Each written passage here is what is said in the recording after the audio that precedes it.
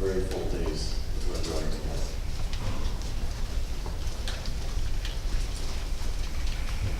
I grew up in a large, mildly liberal pastoral friends meeting in Indianapolis. I went to Sunday school most Sundays and heard a lot of stories from the Bible. Nothing was really pressed upon me to believe. And I just sort of let the stories wash over me. They were told mostly, I think, as stories of with good moral lessons or stories of heroic faith. But like I say, I mostly let it wash over me. Later, I was a student at Indiana University majoring in zoology, when much to my surprise, I received a distinct calling to ministry. I was not active with any meeting or church at that time, as many college tend to do. So it was all the more surprising, as ministry had never been a thought that occurred to me. But I thought I would start taking some courses in religion. Indiana University had a large, very secular religion department. And it was some wonderful teachers there. One of the first courses I took was an Old Testament survey course. In that term, I began to quickly realize that the Bible is not a compendium of morality tales after all. The scales really fell from my eyes when I read the cycle of Jacob stories in Genesis. Jacob, the son of Isaac and Rebekah, grandson of Abraham and Sarah. Not exactly a hero or a moral exemplar.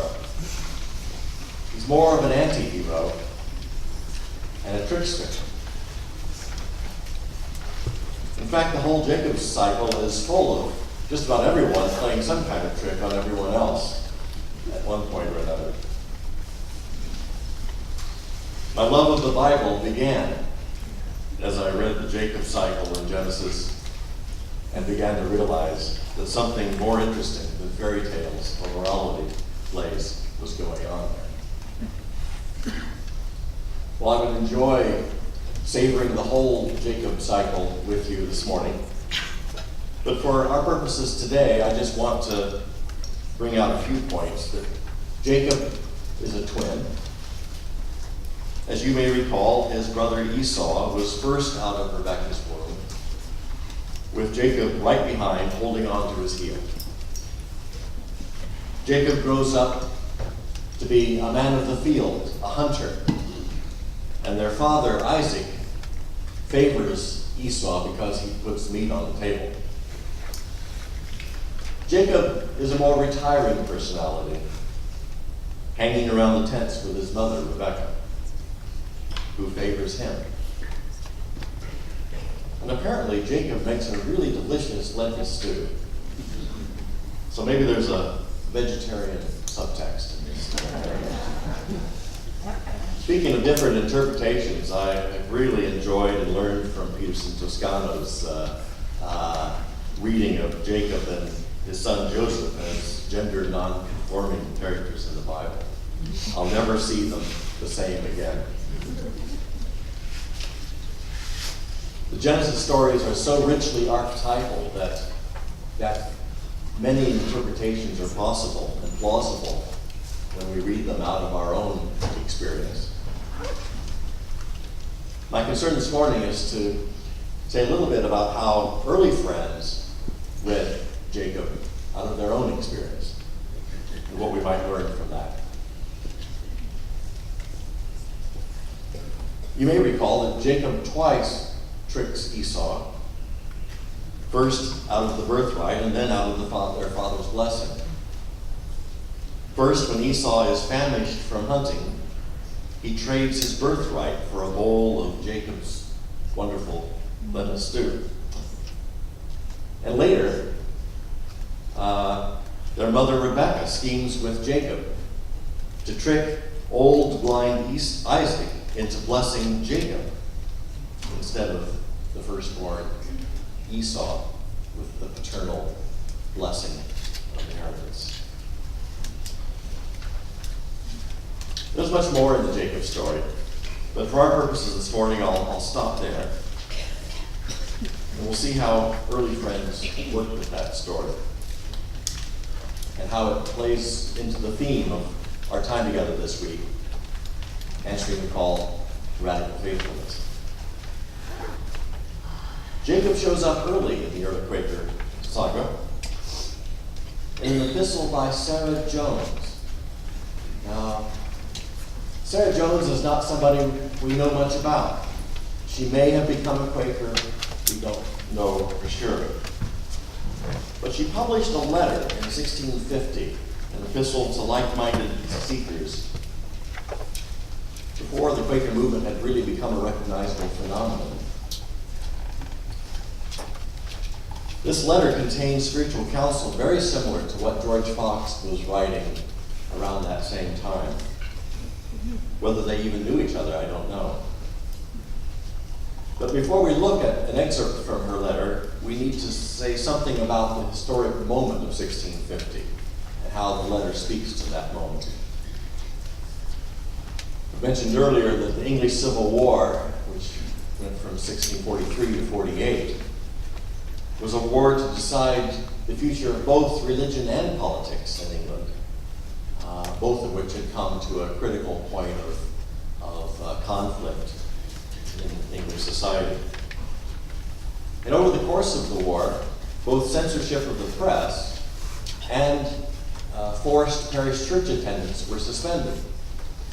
So this is a period when all sorts of radical religious and political ideas begin to find their way into print. And people no longer forced to their local parish church are starting all sorts of alternative churches and worship groups. And religion and spirituality are radicalizing at lightning speed, as well as radical politics over the course of the Civil War.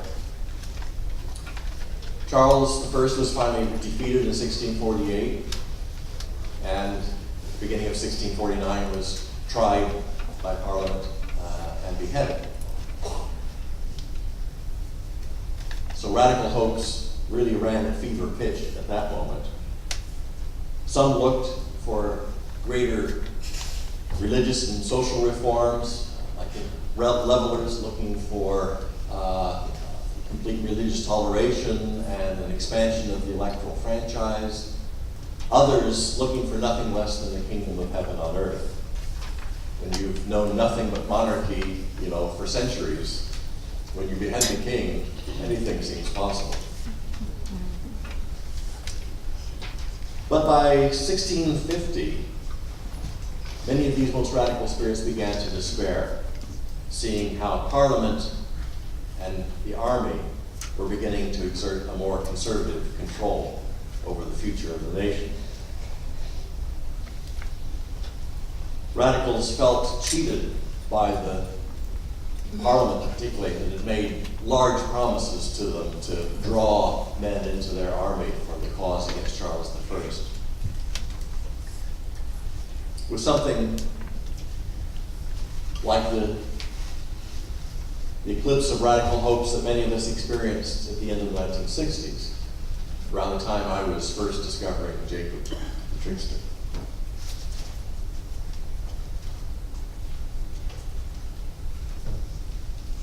As I said before, during the Civil War, many of the most radical spirits had dropped out of all the church options and were in small worship groups or just on their own, rather forlornly, mourning the state of their own spiritual condition and of the nation, and waiting for new revelations and a church that they could really believe and belong to. But these were the people that were most disillusioned and falling into despair in 1650. Some were swept up in the outbreak of rancherism in 1649 and 50. It's hard to give a short description to the ranters that's really accurate. But they were not a movement, but more of a spontaneous outburst of rebellion against the new Puritan establishment and its morality. Leading ranter writers were deeply religious people. Some of them had even been ministers in some of the alternative churches. But they write some pretty amazing things. Light and darkness amount to the same thing. Good and evil, the same thing. One of them even suggested that if something seems sinful to you, just keep doing it until it seems right. Some wonderfully humorous and outrageous and brilliant, and at times mystical things in the little handful of ranter writings from this period that we have. Sarah Jones' letter appears to be written to seekers who were mourning but not ranting. And she writes to them as people who had received some powerful revelations but were now feeling dry and empty, feeling lost under the new circumstances around that time, 1650.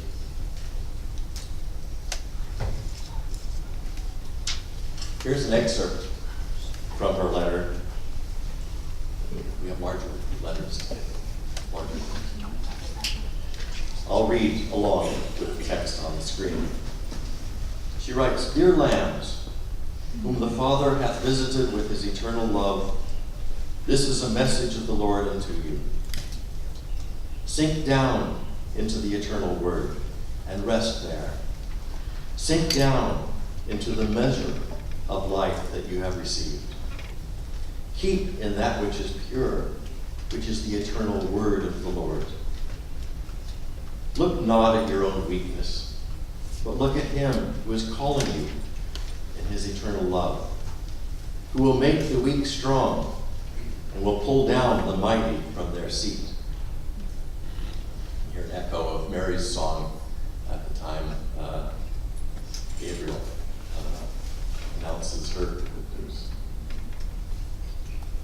"Stand still and see the salvation of God, which is the light of his covenant. So cease thy mourning, thou weeping babe, that mourns in secret for manifestations from thy beloved, as thou hast had in days past.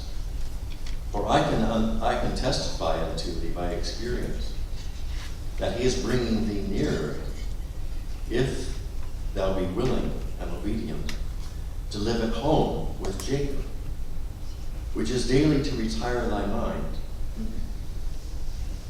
Though the gadding, hunting Esau persecutes thee for it, thou shalt receive the blessing in which all happiness and felicity doth consist forevermore. For Esau went to hunt abroad when the blessing was to be received at home. Therefore come down to the word of his patience, which is nigh in your hearts. For oh, the glorious day of the Lord hasteth to be revealed unto those who are kept faithful in his word."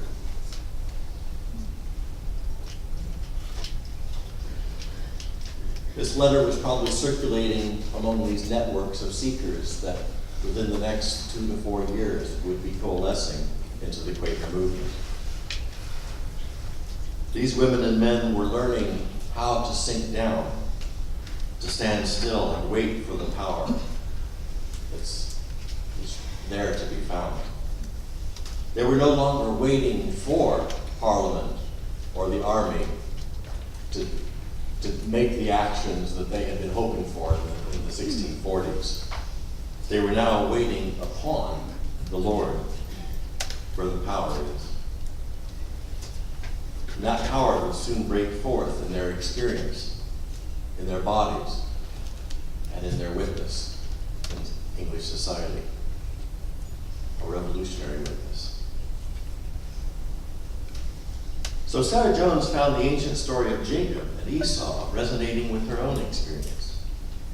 She and many other seekers had been like Esau, hunting abroad for the next great teacher, the next book of spiritual wisdom, or waiting on the next moves of the political drama all around them. And finally, it just wore them down to the point of despair. Like Esau, famished from hunting and ready to sell his birthright. But now they were becoming more like Jacob, retiring the mind from its hunting, sinking down to the source within, where true wisdom can be found. 8 years later, in 1658,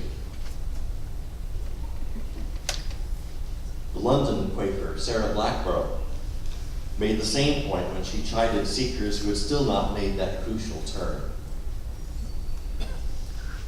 She writes, "Wisdom hath uttered forth her voice to you.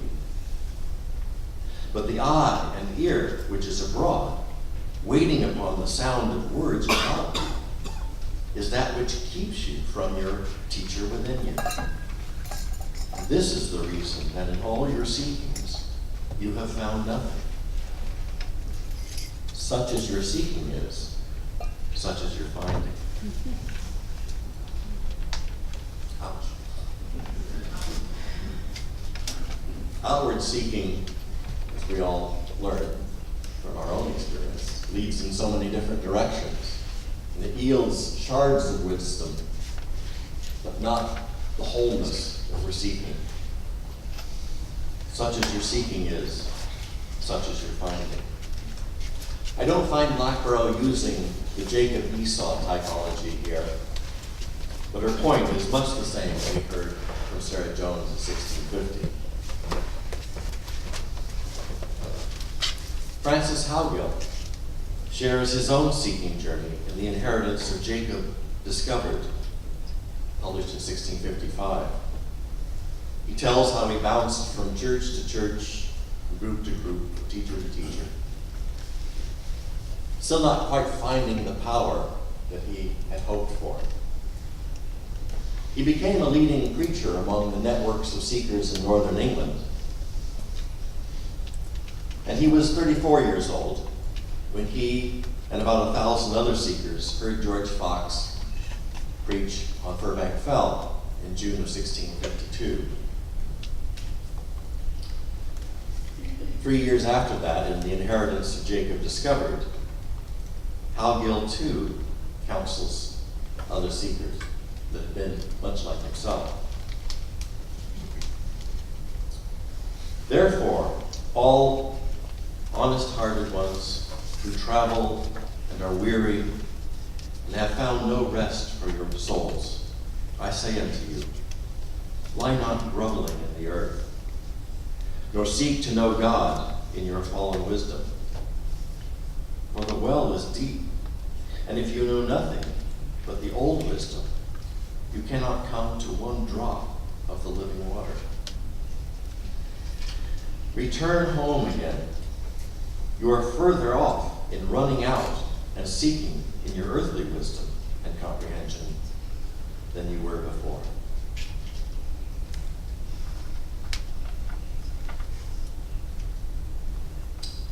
Howgill discovered the inheritance of Jacob by returning home and digging deeper to find the living water, his inward teacher.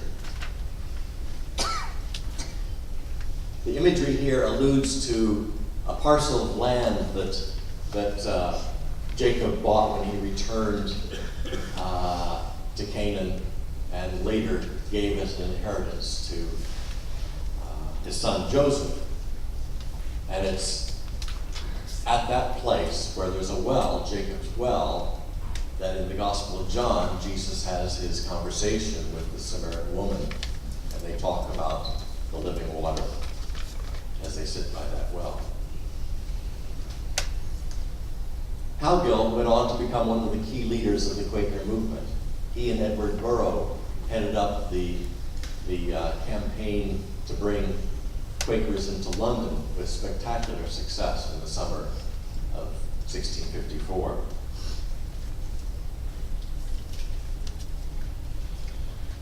As I've been emphasizing in these half hours, early friends reread the Bible in the light of their own experience. In part, they were guided by the Bible to that experience, but they also came to new understandings, new readings of those ancient texts out of a very 17th century experience. One of crisis and despair. A crisis and despair of themselves as well as their times and their society. These seekers turned Quakers discovered the inheritance of Jacob as a counterintuitive truth. Sinking down is counterintuitive when you already feel yourself sinking and you're grasping at straws for something to keep you afloat. Standing still is counterintuitive when you want to run away and find help somewhere else. Retiring the mind is counterintuitive when you're sure that just one more book or one more Google search will yield the all-important answers. So this counterintuitive truth is what we learn and have to continue learning in our journey as friends. And it's what we learn, you might say, from Jacob the trickster. It's something that inverts our first ideas of how to find wisdom. It's the same truth that John Bernier and his friends up in Cumberland were discovering as they stood still and learned how to stand still out of their own wills and find that power that led them across the Red Sea. Actually, I can't resist suggesting that ranchers played an important part in this story. Because many seekers passed through at least a brief rancher phase around 1650 on their way to becoming friends. One of them, no less than Isaac Pennington, who wrote some very interesting tracts in 1650. You can read more about a number of these seekers and Quakers that I'm talking about this week in a book that I published in 2000, Seekers Found. And there's a book, there's a chapter in the book on Pennington and some of his rancher-ish writings, as well as more about Sarah Jones and Sarah Blackburn. I think the thing is, as long as you keep your moral glasses fixed firmly on your nose, you'll only see your preconceived notions of good, and it gets in the way of seeing God, or the patterns, the divine patterns, as they unfold. And that's where we bump into the moral ambiguity of Jacob, the trickster, alongside the ranchers.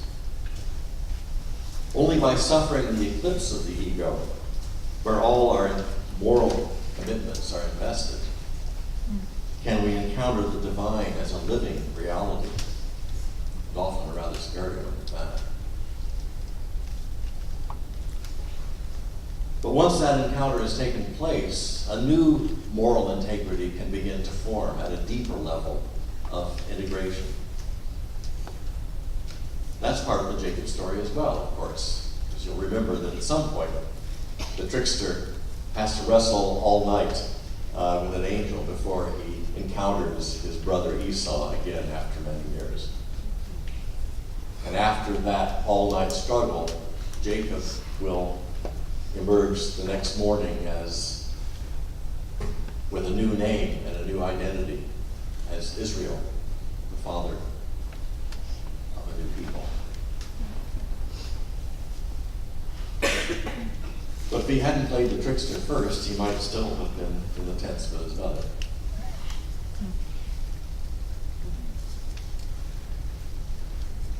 Even George Fox had some good things to say about the ranchers. He said they had some great revelations, but they fled the cross, as he put it. That is, they bolted from that place, that frightening place, where the real transformation can take place and the new moral integration can form. And that's what Fox and the other early Quaker leaders helped people do, to stand still in that place and not bolt. All through the 1650s, Puritans mistook Quakers to be ranters. You can hear, it's partly an epithet, but it's really an honest confusion, because their witness was so confrontational. It was much like the wildness of the ranters. And yet Quakers were saying that sin and evil are not the same thing. I mean, the good and evil are not the same thing.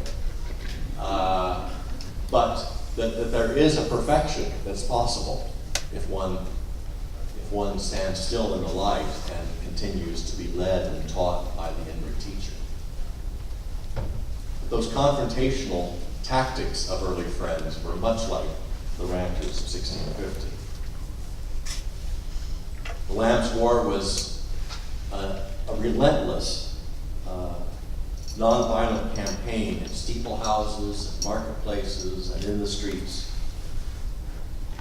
relentlessly jarring in a society that was already past its tolerance for crisis. It was an enormous release of energy from the middle and lower classes of English society. But not just those classes, but from the deeper registers within the men and women of those classes that empowered them.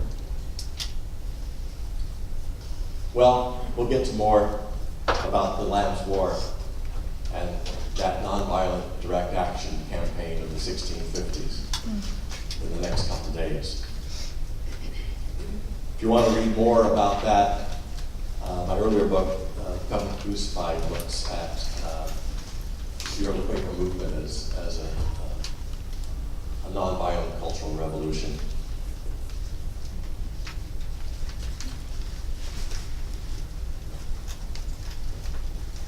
Tomorrow, we'll hear how George Fox fought the Battle of Jericho